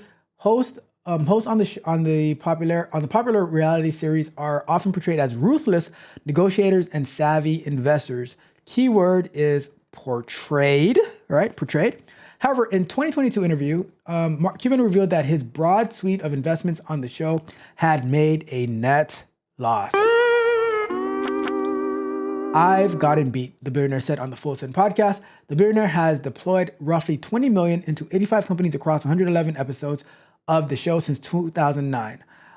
This rare sneak peek behind the scene of the reality TV show offers ordinary savers and investors 3 key lessons. So start off with Mark Cuban though, right? I don't know if it's Shark Tank that made him popular or being the owner of the Dallas Mavericks and always fighting with the referees and being all up in the locker room. You know, Mark Cuban was like if Suge Knight would describe, was the owner of a basketball team, right? And he was trying to recruit a player. He would say, if you don't want an owner all up in your locker room, all up on your bench, all up on the court, fighting with the referees, getting you technical fouls and stuff like that, then come over to my team. Because Mark Cuban, as the basketball team owner back in the days, was a headache. I remember when the Miami Heat beat the Dallas Mavericks. They were up to, we're not talking about with LeBron. I'm talking about with Shaq and Dwayne Wade and Udonis Haslem. Who else did we have on that team? We had Gary Payton, I believe, right? And Dallas Mavericks were up 2-0. It looked like they were going to crush the Heat. Game 3, Miami Heat is down by God knows how many points, and then Dwayne Wade just took off, and they won 4 straight against the Dallas Mavericks. All right, that was pretty much my first introduction to Mark Cuban. All right, but for maybe everybody else, Shark Tank is where they know him from. But all right, so it says the rare sneak peek behind the scenes of the reality show offers 3 key lessons. So startups are risky. That's a fact. The type of investments popularized by the show like Shark Tank can be described as angel investing or startup investing. This is because the ideas presented on the show are usually for early stage companies with a short track record and often showcase eye-catching ideas rather than established businesses. In this asset class, Cuban's track record isn't unusual. According to the data from San Francisco-based research organization startup Genome, is that how you say? I don't know if that's how you say it, right? 90% of startups will eventually fail. Venture capitalists know this and often rely on the power law to make a return, according to Common Fund Private Equity. In other words, most startup investors expect only 1 or 2 firms in their portfolio to offer such massive returns that it offsets losses across the rest of the portfolio. This investment style isn't suitable for everyone. Mark Cuban's net worth is $5.7 billion, according to Forbes, so losing $20 million doesn't necessarily move the needle for him much. However, the average saver or investor may need a different, less risky approach. I don't think it's the money that makes that's the problem for Mark Cuban. I think it's his political advocacy that might be a bigger problem for him, right? So, and from what I heard is the reason that he is the way he is because he has hurt feelings. I don't know. I could be wrong. Allegedly hurt feelings, right? Established businesses are safer alternatives. Instead of focusing on early stage companies with lofty expectations of future returns, investors could turn their attention to established firms with robust track records. For instance, Cuban acquired a majority stake in the NBA Dallas Mavericks for $285 million from real estate developer Ross Perot. Really? You got it from Ross Perot? I didn't know that. 20 years after the brand had been established, this would go on to be one of his most successful investments. I would agree with that. And having Dirk Nowitzki defeat LeBron James, having JJ Barea but post up, play immaculate defense on LeBron James when he was with the Miami Heat. That was a sight to see, and that's why it was a pretty good investment for Mark Cuban, all right? I credit JJ Barea alone for that, all right? Good morning, Alexis. How are you doing today? Similarly, you can pick beaten down or overlooked companies with a long track record. Nike, for instance, has lost a lot of its value since 2021. This stock might be in a better position than many unprofitable and overvalued startups with flimsy business models. However, another key lesson from Cuban's investing history is that he spreads his money across different bets. Diversification is important. Cuban's portfolio stretches far beyond the 85 companies he selected on Shark Tank. His company has stakes in various firms ranging from affordable generic drug companies and to tech and entertainment companies. The well-diversified approach could be one of the reasons why the entrepreneur has continued to build wealth despite several missteps and failed ventures along the way. The lesson for ordinary investors is clear: diversify. I don't know. The ProShares S&P 500 Dividends Aristocrats ETF BATS Noble offers a convenient way to gain exposure to several well-established firms. The fund allocates capital to large cap S&P 500 stocks that have increased their dividends for at least 25 consecutive years and limits the exposure of each sector to less than 30% of the total portfolio. Let's see. Any other lessons? I think that's about it. That is about it. Anyways, now about Mark Cuban. I think that how did Mark Cuban actually get his money, right? How did Mark Cuban actually make his money? So let's take a quick look. Mark Cuban. How did he make his money? So, basically, let's not use that one. So, let me see a good one to use. Well, that doesn't sound very nice. Well, I'm not gonna. All right, so let's see. Let me see. Now, where's that article? So let's see. So Mark Cuban. Yo, the sign is real simple, B. It says wrap it up. Wrap that shit up, B. Let me see. Where is a good article for this? Let's see his wiki. All right. So basically, what I read it was from AudioNet and Broadcast.com. So this is how he made like a majority of his money, right? So in 1995, Cuban and fellow Indiana University alumnus Todd Wagner joined AudioNet, founded in 1989 by Chris Jaeb, who retained 10% of his company, combining their mutual interest in Indiana Hoosiers, college basketball, and webcasting.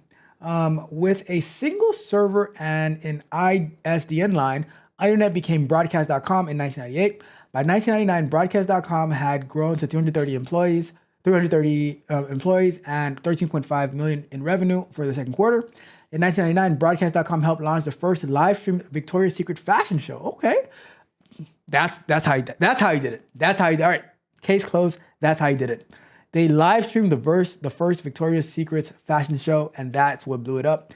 That year, during the dot-com boom, Broadcast.com was acquired by Yahoo for $5.7 billion stock. Interestingly enough, right, if Broadcast.com was acquired by Yahoo for $5.7 billion, and I'm not sure what Mark Cuban necessarily got out of that, but I would have, in 1999, right,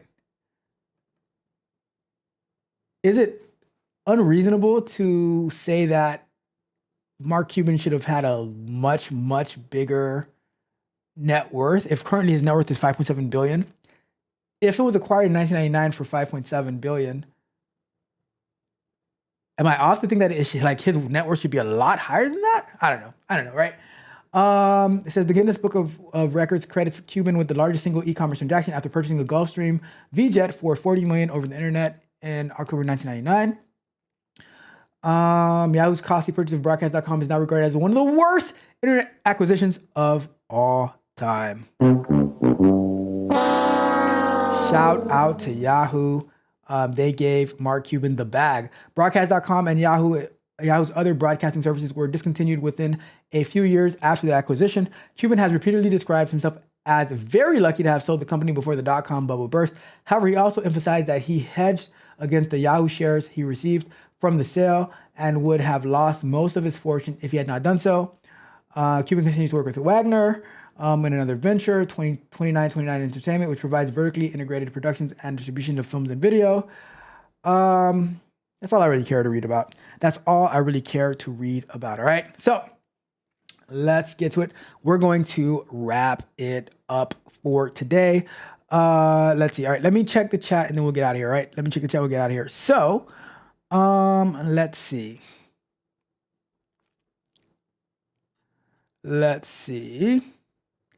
We are at, so we did have art. So we had, your car had said earlier in the show, Mark Cuban is not an ethical, allegedly, Mark Cuban is not an ethical businessman. He loses a lot of money and drags down the bank account of other investors or fans who follow his advice. Allegedly, if what your car is allegedly saying is true, I guess your car isn't allegedly saying it. Your car is saying it, but I'm saying allegedly what he's saying about Mark Cuban. If that is true, then that sucks, and you deserve a do not come. And if I must say, the way that he led people down their political choice, I can see what you're saying, your car. I can see what you're saying. Mitch says that he does not agree. I want to know, Mitch, why do you not agree with your car? Why do you not agree with your car, Mitch? Let me know, all right? So let me see what else. All right, so Mitch says that he is for the people. We'll wrap it up with the For the People song for Mitch, all right? Let's see. Mitch says that's not true. He got his fame by owning. That's what I thought. I thought he got his fame by owning the Mavs, by being all up on the court, being all up in your locker room. Being the first one on the like when the Mavs won the championship, he was the first one holding the trophy. Like he's the one who defended LeBron James and stuff like that. It was JJ Barea. JJ Barea was the MVP of that finals, right? I don't care what anybody says. Yeah, they gave it to Dirk because he's having his 1 foot shot and stuff like that. And he's like 10 feet tall. But JJ Barea at 5'6" stopped with the king, right? So I'm just saying, right? It says, and he had the money to waste. Yep, he sure did. It says, yeah, he made his money from streaming and was famous from the Mavs. That's what I thought. I didn't know about the streaming part, but I did know about the Mavs. It says, he worked at Walmart when he moved to Dallas, so people would think that he was humble. It says, did y'all hear years ago he tried to own a baseball team and the Major League Baseball said, do not come. Oh my goodness. What do you think? He is good or bad? I would say that he is. I would say he's in it more for like the visibility and the name recognition and the marketing.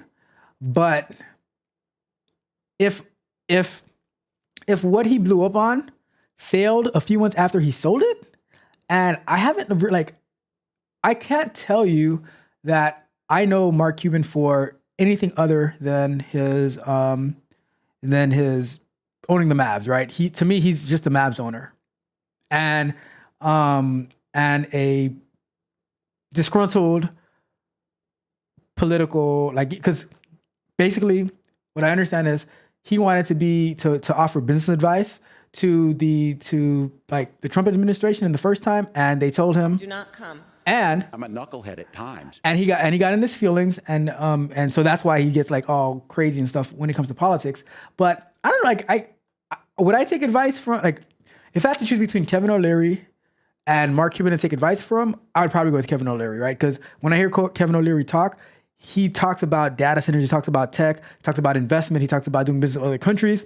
When I hear Mark Cuban talk, it's like, I don't know, it's like, I don't feel good, or I'm happy or I'm sad. I'm like, that doesn't really bring me any value, right? So that, for him to be worth $5.7 billion, he must have did something right. Maybe it was hustling Yahoo out of billions of dollars, out of $5.7 billion.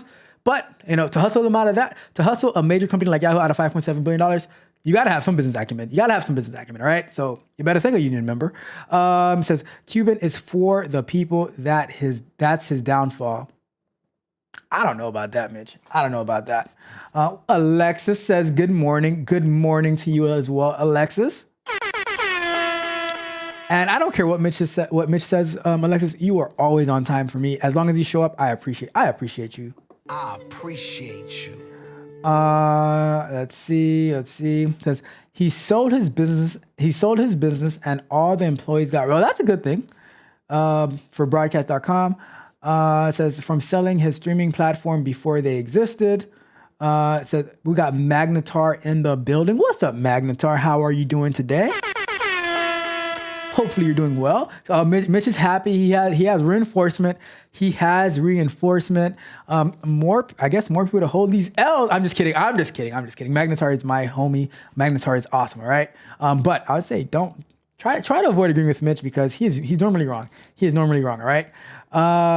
Says Mitch says, I wrote to Cuban years ago and he never got back to me. He's still cool with me though. Oh, that's so cute. That is so cute. Aww. He left. I mean, I've seen Mitch, and Mitch, you're a good person. You're a good person because I have heard stories of people who crashed out because they did not get a text message response, right? They had a good thing going and they did not respond to it. And then they sent a text message, they didn't get a response and they crashed out. And now sometimes we get bigger numbers over here. Right? I'm just saying, I'm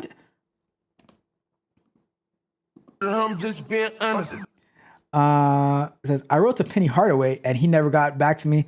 I'm still salty. I mean, Anthony Hardaway. You see, so now your card's like, I just call him Anthony. It says, yes, he should be bigger than Bezos. Like, I don't even know how much how much is Bezos worth? Jeff Bezos net worth. Bezos is worth $234.9 billion. Yes. It's fair to say. That's fair to say. Let's see. Let's see what else we got. I understood he was Kobe before Kobe. Who was Kobe before Kobe? Oh, Anthony was Kobe before Kobe. I mean, the only problem with Penny Hardaway was like he was never around long enough to play, right? So it's like same thing with Grant Hill. So I can't give them these classifications if they didn't do it over a long period of time, right? So for me, people, oh, Grant Hill. I can't give that to Grant Hill because he was always hurt.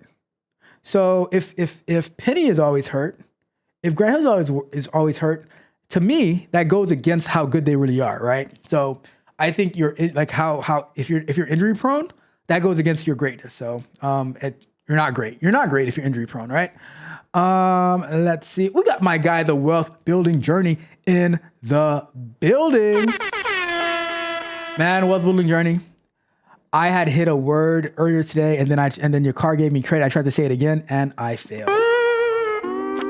Precipitously. Oh, I got it. Precipitously. There you go. I have to say it slowly.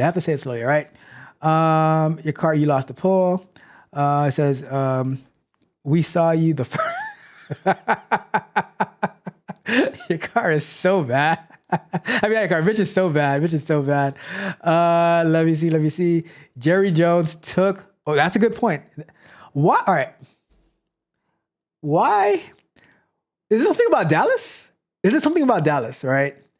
That the Dallas owners, I mean, I don't know about other Dallas teams, like if the Dallas hockey team, I don't know how their owners are, Dallas baseball team, but is something about Dallas basketball and Dallas football that their owners are more in the locker room and on the field and on the court than a Biggie music video with Diddy in it, right?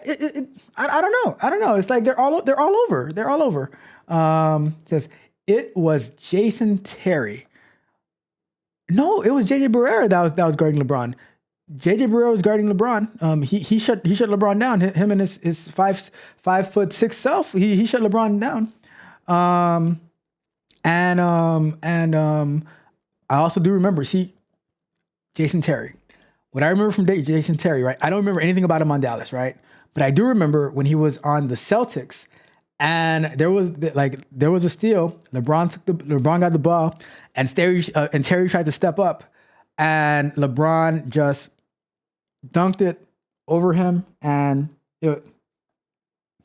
murder was the case that they gave LeBron on that one. I think LeBron had remembered the Dallas series, and he saw Terry there looking like a victim, and he just said, "You know what? We're going all out. That was bad, right? You see, like the Jason Terry reference is to that LeBron dunked all the time. No one remembers anything about him being on Dallas. It was that dunk. That's what you remember, right? Let's see. They sparred last night. My youngest got her chin busted. Bill's character. It definitely does. I caught an elbow from a 16-year-old purple belt earlier this week, right here on my eye. And it is what it is. And I still remember Justin punching me the other day, right? Like right there in the lip, right there in the lip, right where this right there, like punching me the other day, right? So, let's see. Says Ralph said I said it again, and I got it right. Precipitously, right? You see, look at that. I messed it up on the second time, but I got it right the third and the fourth time as well, right? It says that was funny with the MLB saying "do not come." They're like, "Nah, we good over here. Let's see. Kevin O'Leary, he mean just like you, so I understand. I like Kevin O'Leary. Kevin O'Leary, he does not play, right? And he's like, yeah, I'm not investing in that. Like, your idea is trash. Get out of here. Mark was like, yeah, so me, I'll shoot you $5 million. And they'll be like, all right, well, you go ahead and go for it. Because I don't know if you guys know when you sell companies, it usually by multiples.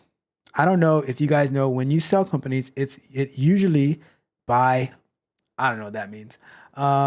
They copied Kevin on Shark Tank. He was the only one doing royalty deals, and now they all do them because he is Shark Tank. He is Shark Tank, you know, because he bought his business. He bought his business. Let's see. It was probably, I don't know, 900 million, but multiples brought it to 5.7. Oh, okay, I see what you're saying. So like multiple people bought. So you're saying not only Yahoo brought. I don't know what you're saying, Mitch. I'm trying to understand, but I'm not sure. Let's see. Alexa says, I like Mark Cuban. Why are we hating on him this Saturday morning? So we're not hating on Mark Cuban. We're reading an article that said that over all the investments that he invested $20 million into 85 startups on Shark Tank, and he's down across all of those deals. He lost, like none of those deals were made any money, right? So we're not hating on him. We're just reviewing an article. And guess what? Even if you like Mark Cuban, guess what? It doesn't matter what you think. It doesn't matter if you like Mark Cuban or not. We're just being objective on our opinion on him. There's plenty of people that I like that they might not be good at something, right? And I think he's decent. He's not great. He's not the worst, but I think he's decent. I mean, he is worth 5.7 billion. He must have been doing something right. That's what I was saying earlier. Bezos didn't get rich until 1999. It's what your car said. Let's see. We're going to wrap it up very soon. Let's see.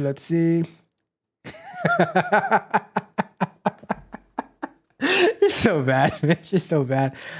Grant Hill was good too. Yeah, for the 5 minutes a year that he played. Or 5 minutes every other year. Like Grant Hill would come and then game 1, game 2, and he's like, oh my God, Grant Hill has a season-ending injury. Oh my God. I'm like, all right, whatever. I've honestly never seen Grant Hill play because that's how rare that it was, right? So miss me with that. I agree partially. The talent was there. They were always hurt. So guess what, your car? If the talent is there, all right, it's like this, right? It's like this. This is talent, right? This is talent. And this remote is talent. And I throw the talent in, I throw the remote in the trash. Guess what? The talent is there in the trash, sidelined because it can't do anything. So talent without execution is absolutely meaningless to me. You can be the best at something, but if you don't do it, then your talent means nothing to me. That's how I see it, right? That's how I see it. Mitch says the Texans. What about the Texans? Is their owner all up on the screen? Is it all up in the locker room? Let's see. We got B Sharp in the building. What's up, B Sharp? How are you doing? Keep up the good work. Thank you. I appreciate it, B Sharp.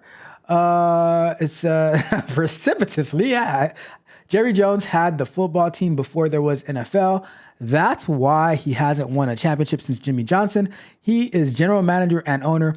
He has too many hats on. Says, that's what I would do to Ralph. Just stare at him. It says, you don't remember when Jason Terry hit the game-winning shot? Honestly, I do not remember that. But your car, you were probably in Dallas at that time, right? I was in Miami, and I didn't remember that. I'm telling you, what Jason Terry is known for is the dunk over, getting dunked on by LeBron. Was it a 3-point? I kind of remember him hitting a 3-pointer, but I don't know. I don't remember. I remember Dirk Nowitzki. I remember JJ Barrera. And that's the only, I don't remember anything about Jason Terry for that championship. Says Jason Terry hate will not be I couldn't stand Jason Terry. Like, honestly, I couldn't stand, I still can't stand Jason Terry. I don't know what he's like. If I couldn't stand Jason Terry. That, like, one of the most beautiful moments was when he got dunked on by LeBron when he was in Boston, right? 10X is usually the goal when you sell your company. The evaluation of the company. Okay, gotcha.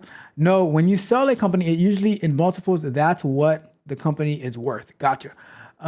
Says, I don't know anyone who is stacking. My particular job, government agency has regulations in place to prohibit it. Okay, so they might have regulations in place. How do they ensure? Because like if they get caught, then they can stop it. But I'm just saying, how do they ensure? Because having regulations in place is different than ensuring having enforcement in place, right? Because usually people get in trouble because it gets enforced. It says should be compared. Should have compared it to a car that goes fast and the engine is always braking. Fair enough. Let's see. That's what I said. Government, I don't think you're allowed to. It says, ouch, sounds like a terrible business sense. Why? This is why top lottery advice is do not fund other people's business because 99% of them are actually terrible business ideas.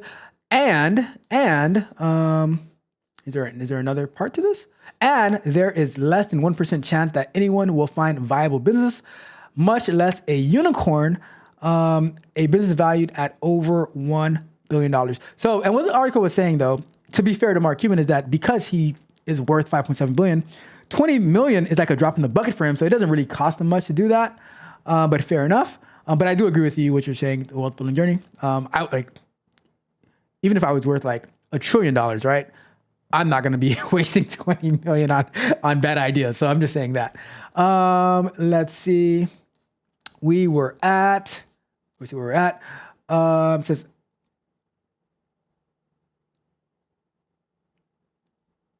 so, all right. So B Sharp says, hold on. His Detroit and Phoenix career, he wasn't hurt. He wasn't hurt in Detroit?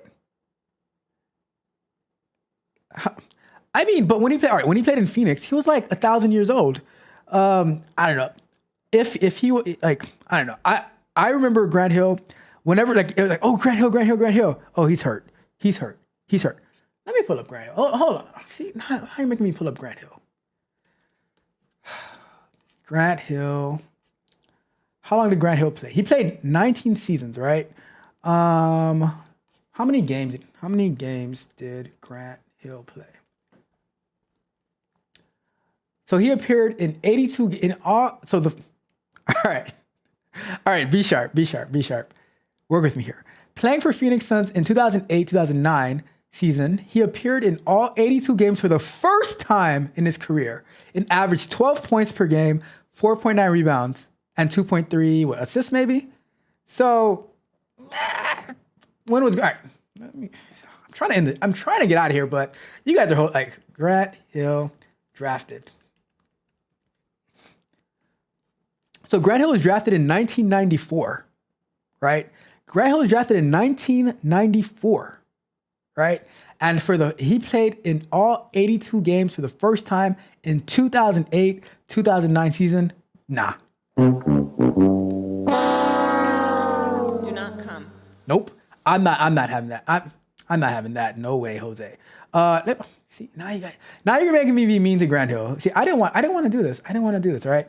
So, 1994. So he played in 1994 and 1995. 96. Let me see. So in 1998, 50, 74, 4 in 2000, 14 in 2001, 29 in 2002. So in the first 1, 2, 3, 4 seasons, he played a good amount. Let me see. 9. So he did decent in his first 4 seasons. And then once it got here, so he played decent. He played a good amount in 1999, 2000. But then 1998, 50 games, 2004 games. So once he went to Orlando, so Detroit, all right, so I'll give you that. Detroit, he played a good amount. And then Orlando, he started going down. Did not play for the whole 2003, 2004 year, 29, and then 21 in 2005, 65 in 2006 and 7. But he's already old at this point. And then in Phoenix, he played 3 years where he hit 80 games. And then 2010, So 2000. All right. I'll give you that. I'll give you that. B Sharp. He in Phoenix and in Detroit, he played a majority of his games, but that whole stint right there in like the prime of his career, he was nowhere to be. He was a no-show. Right. So I'll give you that. 21 points. 21 points a game. That's and then but in the Phoenix days, 10, 12 points a game. Even though he played 82 games, he's old at that time. So I don't really count the Phoenix as much as I would say you're right on the Detroit part. The Orlando part was a total bust. The Phoenix part, yeah, it's to me that's a wash because he's old, not playing as many minutes and stuff like that. From what 30 minutes a game, that's decent. But yeah, I'm not like when like in the prime of his career, it was a no-show. Beginning of his career, he played, but so I'll give you that. I'll give you that one. I will give you that one. Phoenix career, I don't really count that one though. It says Magnetar says. Let me get that back up. It says, however, you can work a second job after duty hours, and even then, it can't be in line with what you do with the government. It would be called a conflict of interest. We got Maddox in the building. What's up, Maddox? How you doing? Let's see. It says, so secretly, Ralph is mad that Jason Terry. I don't even remember what Jason Terry did. I remember Dirk Nowitzki and I remember JJ Barrera. I do not remember what Jason Terry did in the final. So, he probably made a three. I remember him getting dunked on. That's like that. That was the first thing that came to Mitch's mind. And Mitch is not a Miami fan, right?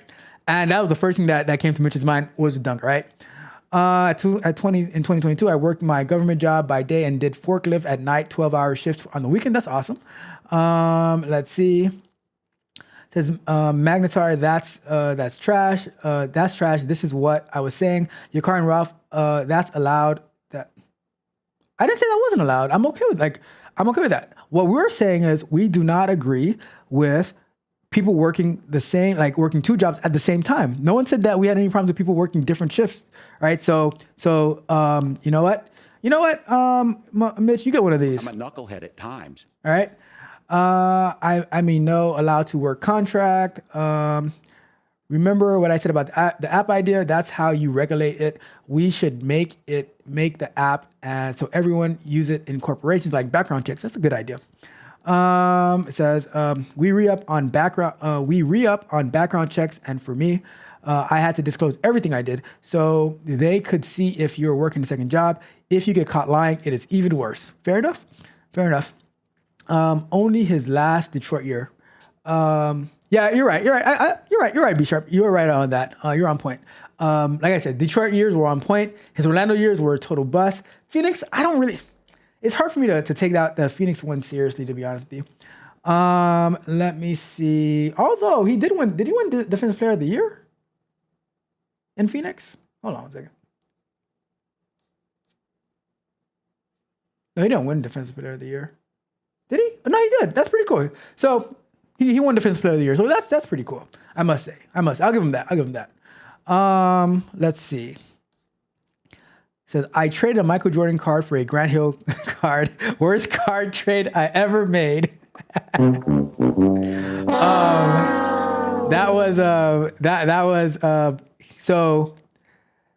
was Yahoo buying broadcast.com, basically, right?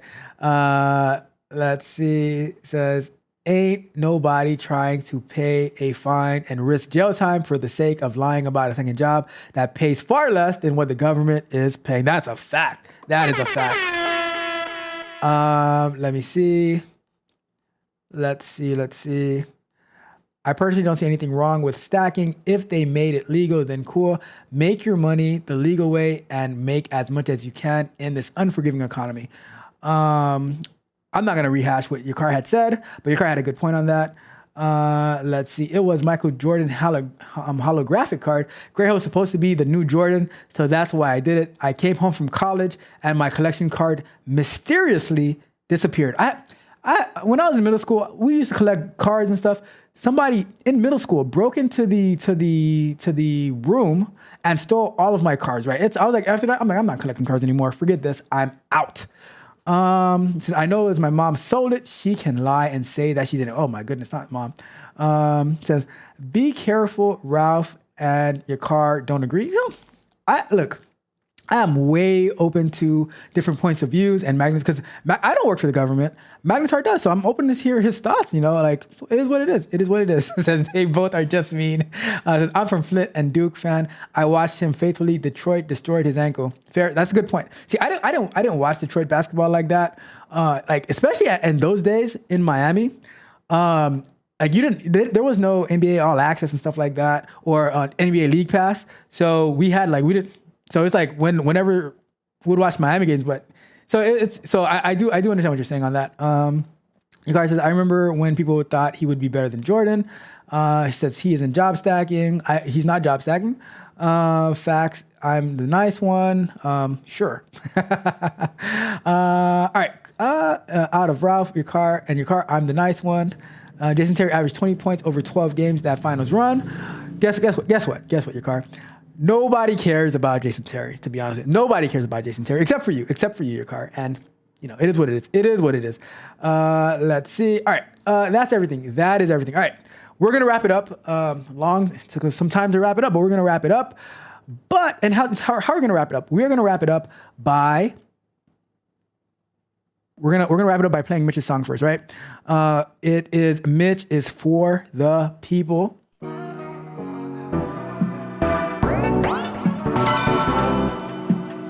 Mitch stands tall among the crowd, fighting hard and speaking loud. Dreams for them as they decay. Wants to lead, but they just stray. Mitch got heart, Mitch got plans, but they don't see where he stands. He keeps pushing, they keep falling. In his fight, they see nothing.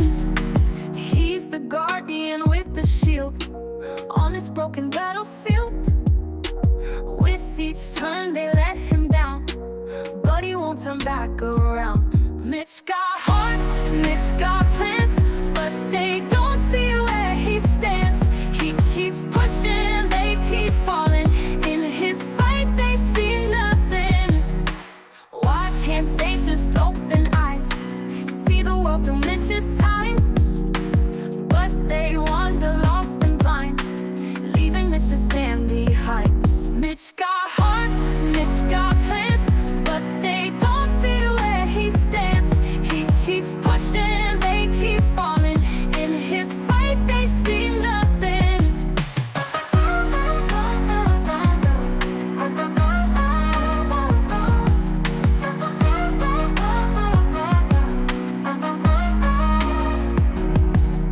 He's the guardian with the shield on this broken battlefield.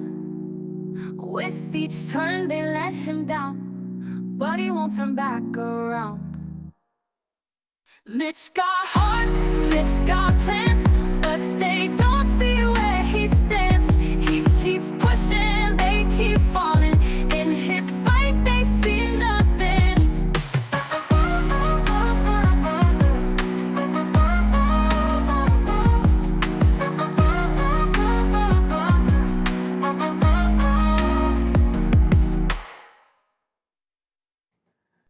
I'm telling you, Mitch is for the people. But we're going to get out of here. We are going to get out of here. Thank you guys so much for tuning in. I appreciate you all.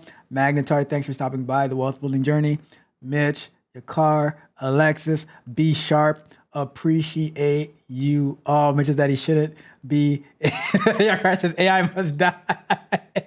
Mitch says I shouldn't be this popular, but you are, Mitch, you are this popular. But yeah, you guys know, we just had our men lie, women lie, numbers manipulate show. We just reviewed some amazing economic data, all that good stuff. So let me know, did you have fun? Did you have a good time? Are you not entertained? Are you not entertained? Is this not why you were here? Did you guys have fun? I had a good time. And you guys know, especially on Saturday mornings as we review this economy stuff, yesterday's price is not today's price. Today's price is not tomorrow's price, especially because of that amazing GDP example that we use for using the wire. You guys know. One more thing. Price of the brick going up. The price of the brick is always going up. And with that being said, this is Tech Coach Ralph. We are out.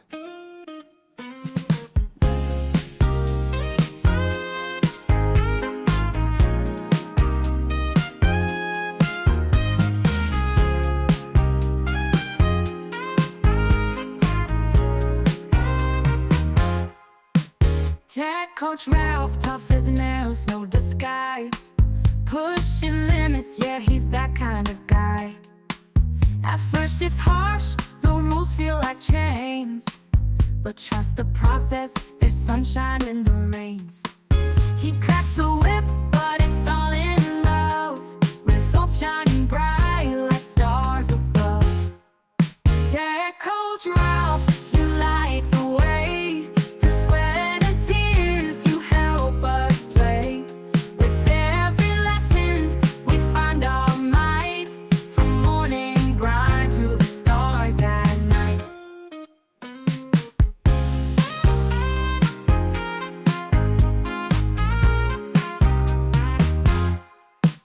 Days turn to weeks, skills sharp and fast. What once was a struggle now feels like a blast. Step by step, we rise and we glow. With Ralph in our corner, we're ready to show. Singing his praises, can't keep it inside. From hard ass to hero, he's our pride. Tech Coach Ralph, you light the way. Through sweat and tears, you help us play. With every lesson, we find our might. From morning grind to the stars at night. So here's to Ralph, the coach we need in this game of growth. He plants the seed.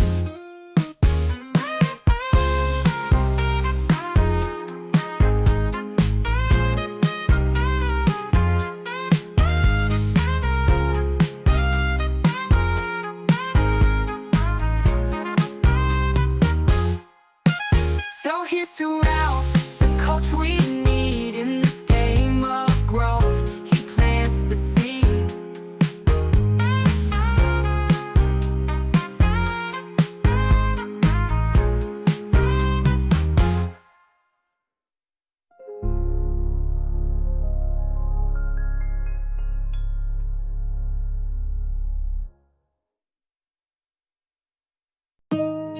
It's Tech Coach Ralph TVV. Yeah, men lying, women lying, numbers manipulate. Don't matter what no one say, I throw the stats away. No need for calculators, we already greater. No need to validate us. It's Tech Coach Ralph TV. Get up, it is Saturday morning. I've got to get my coffee cause I can't stop yawning. Get to watch my favorite show today. Men lie, women lie, numbers manipulate.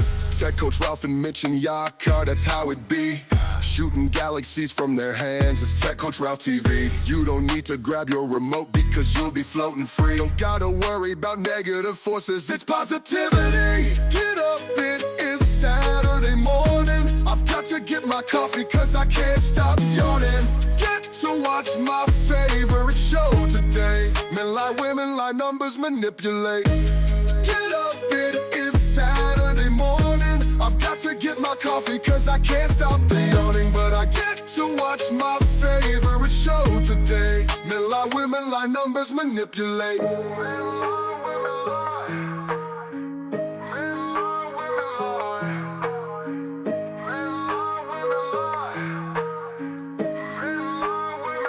Numbers manipulate.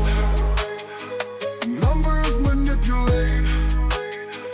Numbers manipulate. Men lie, women lie. Numbers manipulate. Numbers manipulate. Numbers manipulate. Numbers manipulate. Numbers manipulate. Men lie, women lie. Numbers manipulate. Numbers manipulate.